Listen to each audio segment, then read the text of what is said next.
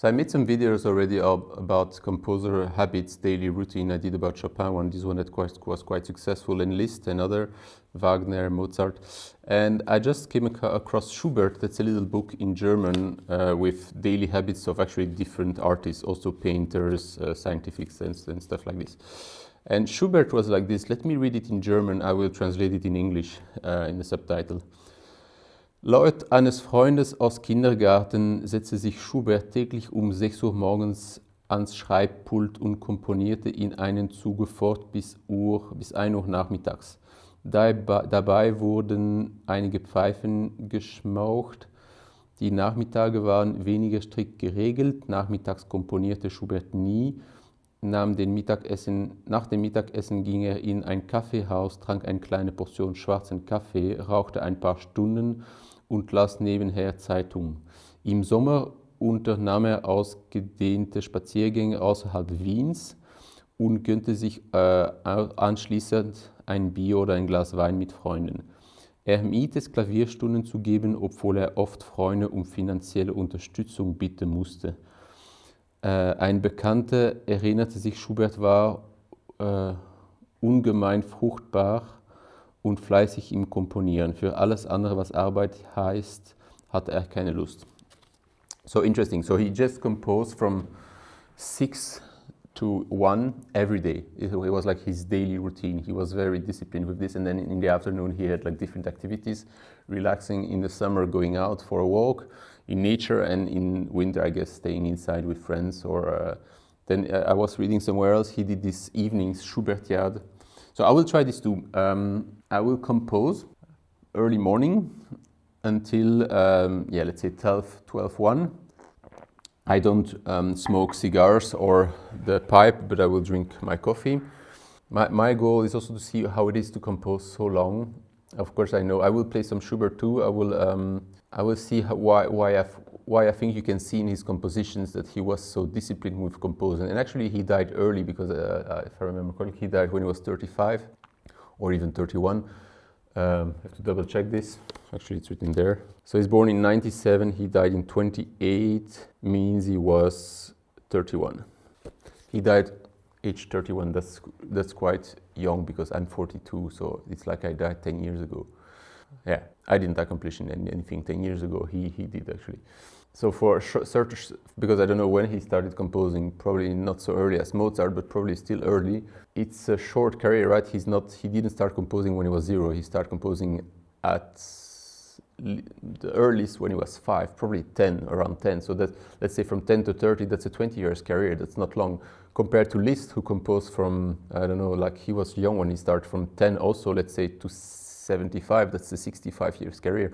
So Schubert didn't compose as much as Liszt. Liszt is an exception, but he composed as much as most of other composers. And if you see what he composed, he has like 9 symphonies. He has like 20 piano sonatas, 21. He has 600 songs, Lieder, and 600 songs. If you make the calculation, that's like several a day. Like let's make the calculation. 600 in 20 years. So in 10 years, this makes 300. It makes in 1 year 30. It makes two a month. Yeah, two songs a month. But that's assuming he composed songs this whole time. He composed quartets, quintets, chamber music. He composed also like little piano pieces. He composed a lot. So let me just compose. So I will pair this project with this video with another project I have, since I thought I want to try to compose 6 hours in the morning like Schubert. Since I'm not a composer, how will I do this? Because it's not the same practicing and composing. But actually I composed some stuff because someone asked me once of neoclassical music. It's this very simple, I know the style of music, which is really not difficult to compose. You put some chords, you repeat them, you try to have a nice melody and write it, and that's it.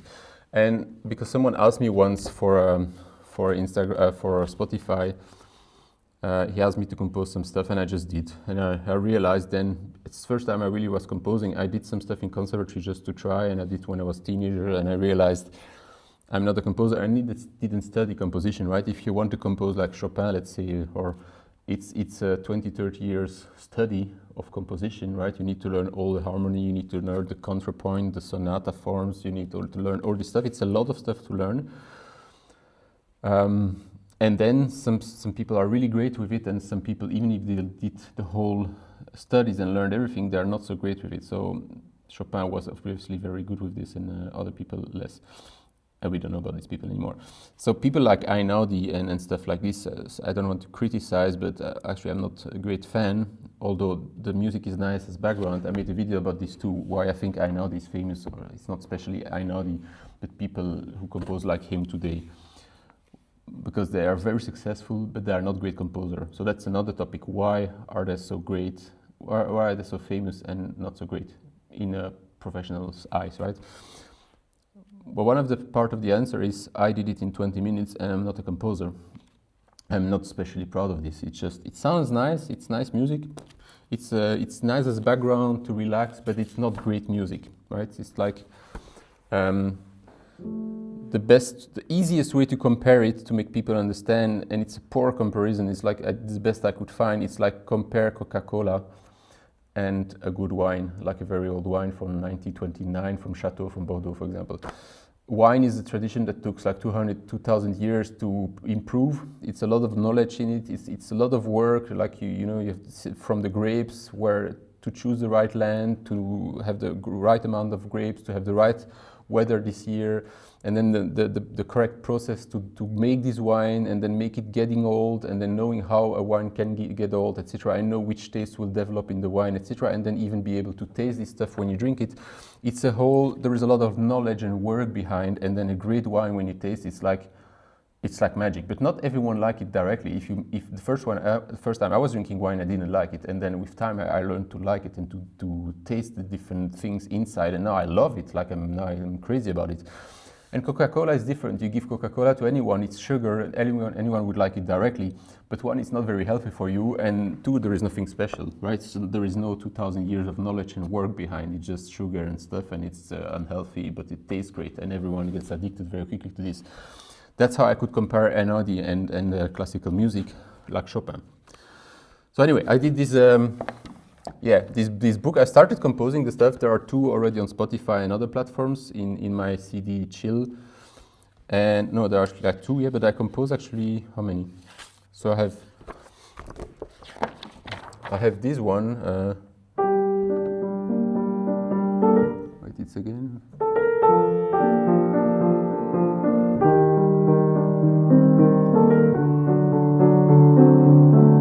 That's one of the first, with repetitive stuff like.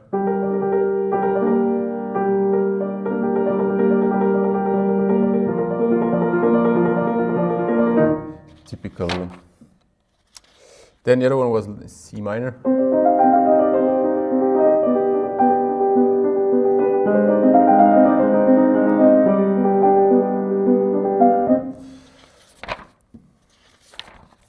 Second one is, and now another one.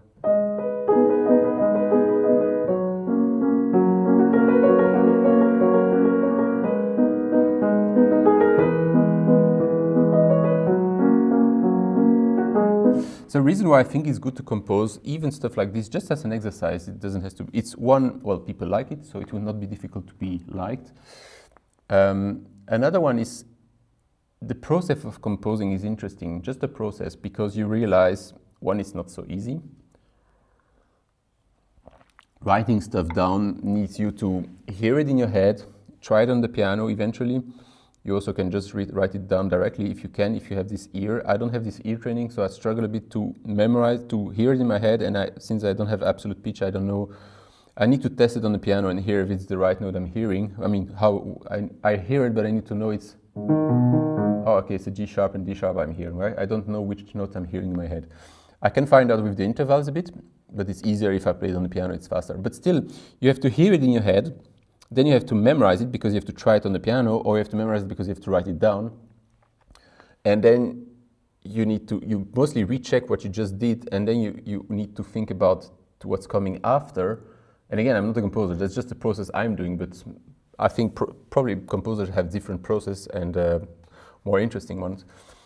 so there's a lot of memory, there's a lot of trying. You need to, it needs to be coherent also. You need to, sometimes you're thinking, okay, I feel I need to modulate here because it's been too long I'm in this tonality and it needs a change. And then again, you hear it, and then you need to think about what rhythm it is, you just heard and stuff like this. And then you also realize stuff like, because now I just played this piece again and I played it faster as I usually play. And I thought, oh, sounds nice too, right? Which tells you another things, like it's not, I don't think speed in a piece is very important for a composer. They probably heard a certain speed, but then the next day they would have probably played it another speed. And Chopin said, by the way, I never play a piece the same twice. And so it makes you also like tell you, don't be too religious with notation, right? Of course the notes, try to play the notes, but actually even there, if you want to, if you are good enough to add some stuff, so don't come with the excuse like, yeah, I played the wrong note, but why not? It's my choice. No, it's not your choice. Like if you make a conscious choice of having something else in the piece and adding some notes or some ornaments, can be justified, I think. And I think it's okay. It's not music notation is not a religion. And if I have someone playing my music, depending on my personality, I would be annoyed or not by someone changing the music. And there are examples like Rachmaninoff, who heard Horowitz play his piece and who said it's better how Horowitz played it than how he wrote it.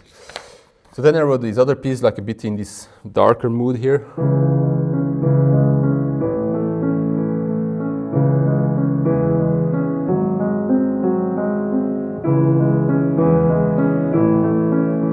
Which is probably noticed very close to Moonlight Sonata.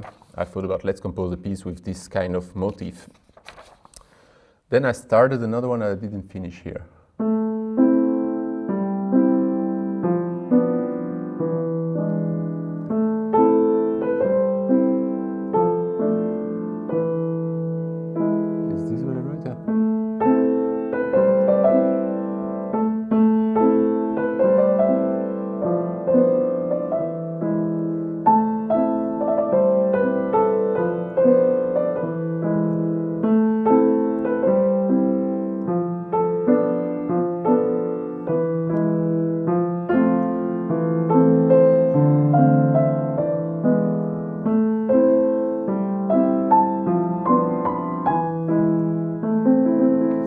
Stop there. That's number 5. So the thing is, yeah, I thought, okay, I like these pieces. It's a nice exercise. Let's make it an album and put it on platform. So that's what I will try today. So now let's finish this piece. And what did I? Yeah, I use Discord sometimes to write some stuff for social media. By the way, if you want to know composers of today, that I find, I mean, I, speaking as a professional classical trained musician, that I find great, there are almost not anymore, and it doesn't make sense anymore today to compose, with some exceptions. One exception is Fazil Say, Turkish pianist. He mixed classical music with Turkish folkloric music, which is very interesting, very nice. This Istanbul Symphony is fantastic. His Izmir Suite is fantastic. He's a great, fantastic composer, like same level as Chopin, stuff like this, I would say. And then there is this Japanese pianist called Katin, and his real name is Hayato Sumino, who has, I would say, like a gaming style mixed with Japanese anime music mixed with classical. He's also like very interesting music. I love it. It's like fantastic compositions. Million times better than this.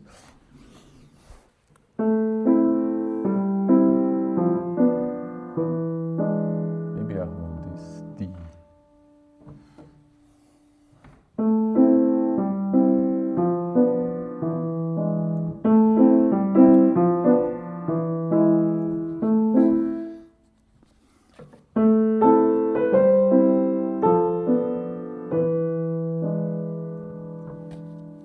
I will put D to be sure.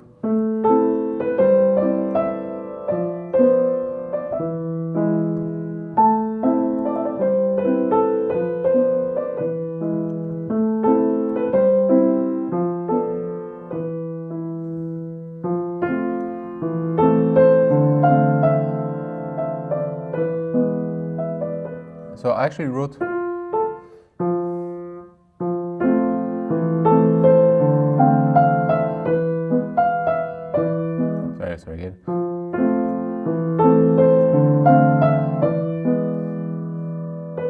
I think this is quite weak because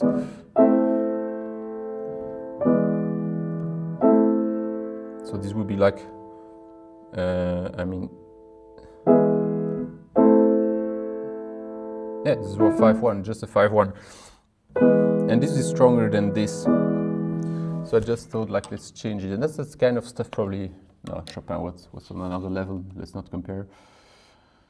Da-da, dee-da-da. Instead of dee-da-da, let's change this.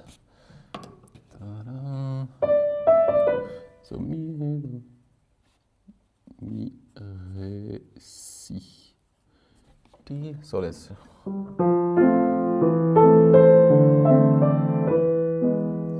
Much better.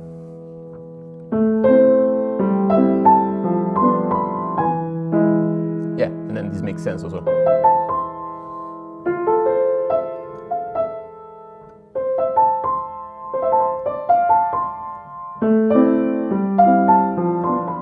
Yeah, so.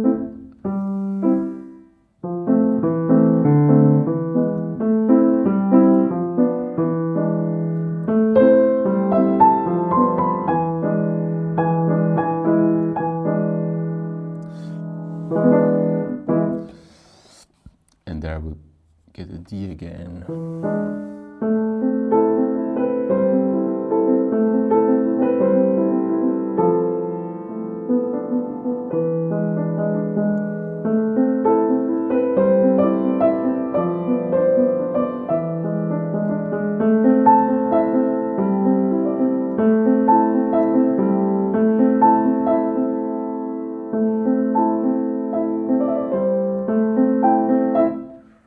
Yeah, wrong written there because we were in 3/4, so 1, 2, 3.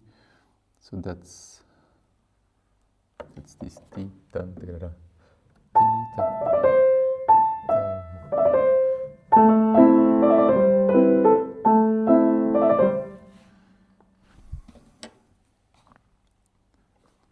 that's a triplet of this.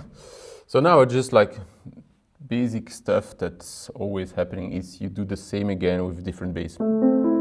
Instead of this now, we have this.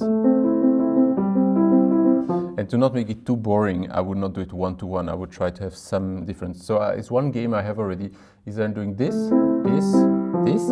And sometimes I'm ending with this, with a D, and sometimes ending with this with an E, which gives a more conclusion feeling as this, because that's a 7 and that's just a 5th chord.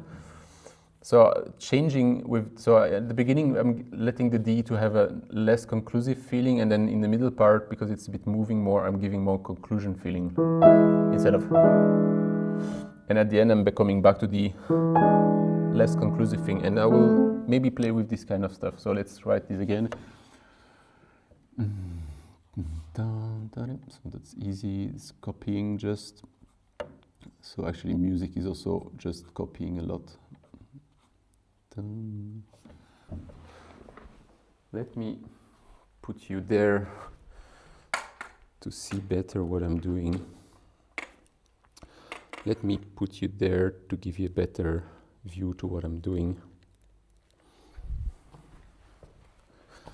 So I'm just feeling the bass. Like I said, composition is a lot of feeling stuff, and then mi, sol, I will keep the re in the beginning. So mi, sol dièse. And then it was re, si, mi, sol, re. Tac, tac. So. Oh, it's sol dièse here. Sol dièse. Okay, I don't need to write it because it's ready. Let's delete this.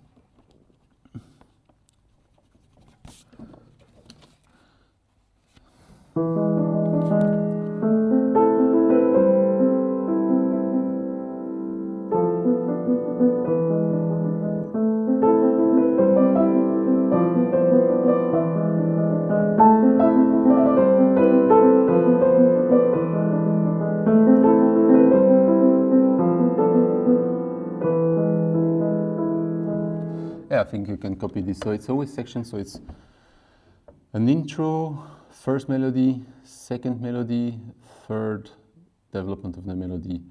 So it's like, and I skip the intro. So I have 1, 2, 3, and an ending 4, 5, 6. Okay, I could actually extend it to 6. So I have the same thing with the different bass again. Will bring me. It's also like, also especially for this one, but generally like music, you need to repeat stuff because if you repeat it, people start to memorizing it. So you repeat stuff. Now the best thing is when you repeat stuff is to give some variation. So you notice it's the same, but you notice also some difference. It makes it less boring. But in this kind of music, since people are not so educated, they don't get bored so quickly because they just don't memorize so quickly. So you just can mostly copy stuff. And I brought a difference, the left hand. So it sounds already like different for most of people. So there is a break. So then that's quite easy now. It's just copying what's there up. A, I forgot a dot here. C, and then it's starting again, next session again. So there I could just put like, yeah, I can write it also. So La, looks better when I'm writing it. La, Do, Mi, Do, Mi, Do, let's say Mi. That's also how you notice that stuff can be misinterpreted because like I wrote it too quick there and it looked more like a Fa instead of a Mi. If I was not careful with this, I would leave it, and the editor would write a Fa. Of course, he would send me to correct it, but if I'm busy, I would probably still miss it and not seeing, and then the mistake would stay there. So, yeah, that's another tricky point. So that's a break. So, La, Si. Make it clear here. Si.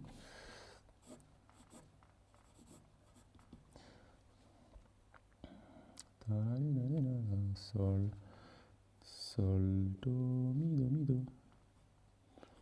Mi, Do, Mi, Do. Sol, Do, Mi, Do, Mi, Do. Let's keep writing in Fa, Si, Si, Si. Fa, Si, Re, Si, Si. And then Mi, Sol, Re. Did I did Re there? So there I did Mi, and there I will do Re. Just to make the difference, which will make my people who play my music struggle with memorizing it, because there are always this small difference, like Chopin has.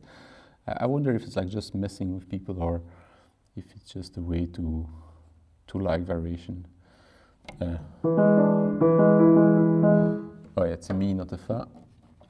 Let's focus. So Mi, Sol, Mi. Mi, Sol, Mi, Sol.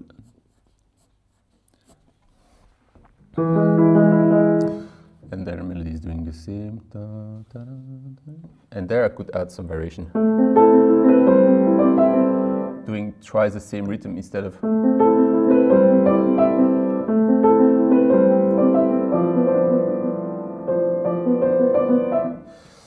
Yeah, so just changing the rhythm, add some variation, makes it interesting, like Do, Re, dotted note here to make the difference. Do.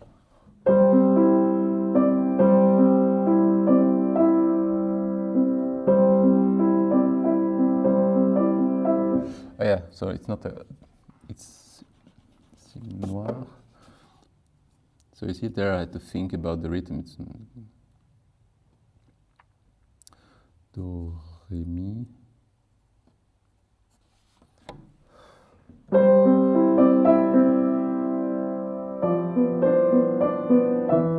And I will just do like Re, Do, Si, Re. Re, Do, Re, Mi.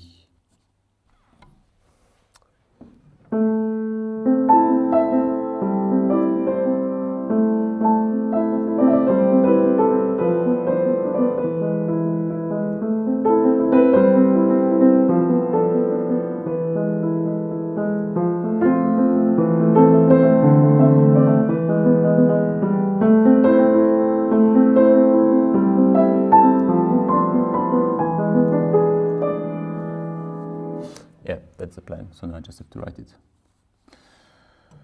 La, do, mi, do, mi, do.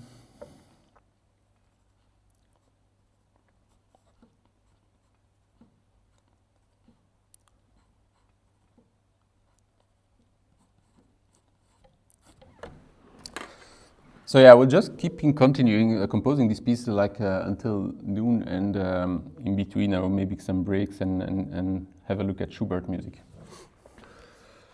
So I didn't spend all the time like Schubert composing because actually I think it's like practicing piano. I get so tired composing because it's a mental exercise I'm not used to.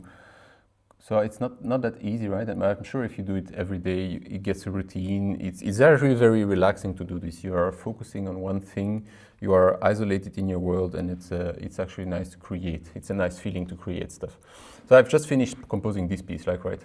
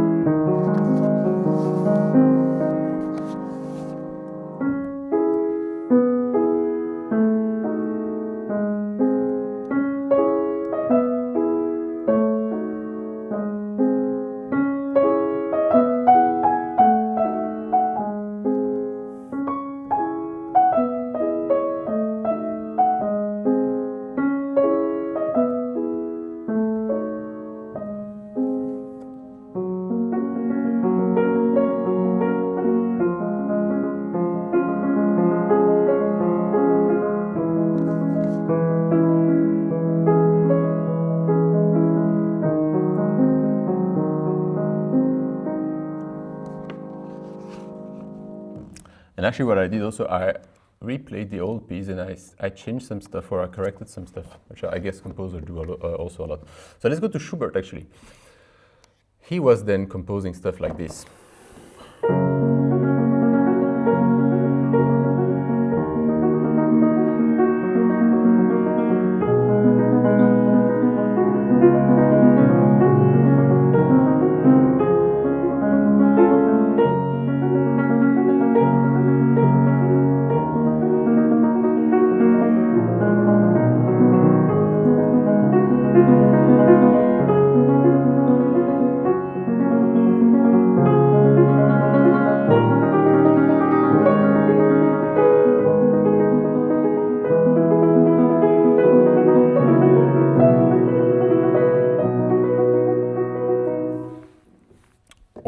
Compose stuff like this, which I try to play similar pieces of Schubert in the same mood as what I just did to stay.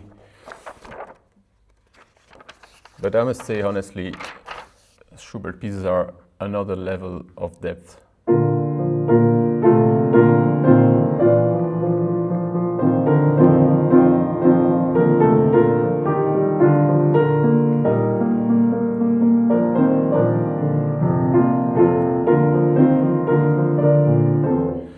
The slow movement of this is just amazing. And then it's so many pages, so many variations. Like having the plan for such a piece is another level also of composition. You need to, I don't know if you prepare a plan of tonalities or structure you go through.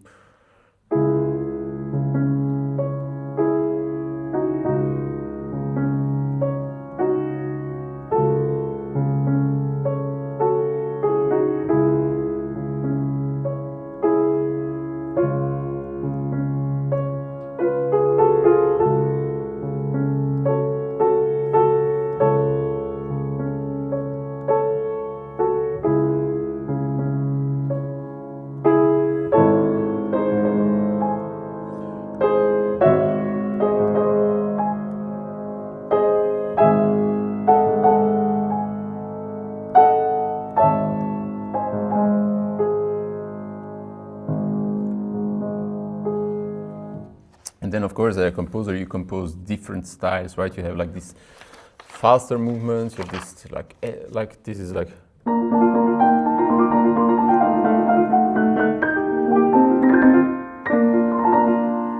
then it's like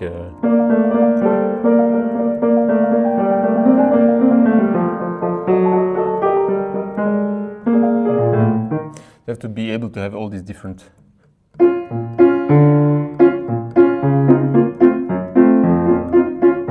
And of course it's also time related, so it's related to his the time he lived and stuff and emotions and stuff people had. Yeah, so I think it's an interesting experiment to do, trying to compose in the morning. I think for pianists it's more like practicing than 3 hours from 9 to 12 every morning, getting isolated to be able to practice efficiently and having the quiet you need to practice. And I would then just also like get my telephone away, try to have no distraction, but that's difficult when you have a kid and a family. You need a dedicated piece like I have, but even there, like I'm tempted to go to my family in between to drink a coffee, to see what they do and then come back. Yeah, I don't know, I never had this like routine. I think if your life is really 100% music, that's something you're probably doing. I know Heifetz had the same. He had a separate room in the garden, like a little house there where he went for practicing every day. And of course, if you have to deliver, if you have a concert tour coming, you have to go work and prepare, right? I don't have this kind of pressure. I have to prepare stuff, so I don't do this the same way. I'm more like doing other stuff. So I hope you enjoyed the video, and have a look at the Chopin and Liszt video, Mozart and Wagner I also did. And if you like this kind of video, I will make more. Hope you see you next video.